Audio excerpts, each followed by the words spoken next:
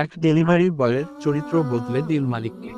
শহরের এক ব্যস্ত রেস্তোরাঁর মালিক রফিক সাহেব। ব্যবসা তার ভালোই চলে, কিন্তু নিজের জীবন নিয়ে কেমন যেন একটা অতৃপ্তি। সবসময়ই অভিযোগ, সবসময়ই তাড়াহুড়ো, মুখে হাসি প্রায় দেখাই যেত না। একদিন তাদের নতুন ডেলিভারি বয় হিসেবে যোগ দিল আকাশ।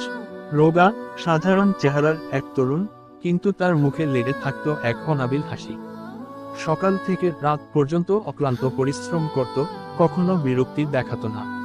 প্রচণ্ড রোদে পুড়ে, বৃষ্টিতে ভিজেও সে গ্রাহকদের কাছে খাবার পৌঁছে দিত হাসি মুখে। কোনো অভিযোগ নেই, কোনো ক্লান্তি নেই। একদিন রফিক সাহেব দেখলেন, আকাশ তার দুপুরের খাবারটা নিজেই রান্না করে এনেছে, আর সেটা একজন ক্ষুধার্ত পথশিশুকে খাইয়ে দিচ্ছে। আকাশের চোখে মুখে তখন যে তৃপ্তি আর আনন্দ, তা দেখে রফিক সাহেব স্তব্ধ হয়ে গেলেন।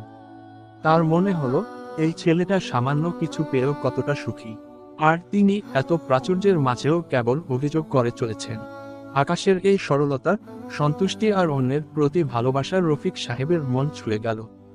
তিনি বুঝতে পারলেন, সত্যিকার সুখ বাইরের প্রাচুর্যে নয়, বরং ভেতরের শান্তি আর ভালোবাসায়। সেদিন থেকে রফিক সাহেব নিজেও বদলে যেতে শুরু করলেন। তার মুখে হাসি ফুটল, কর্মীদের সাথে তার ব্যবহার ভালো হলো, আর তিনি জীবনের ছোট ছোট বিষয়গুলোতেও আনন্দ খুঁজে পেতে শুরু করলেন। আকাশের সততা আর ইতিবাচক মনোভাবই তাকে জীবনের নতুন অর্থ শিখিয়েছে।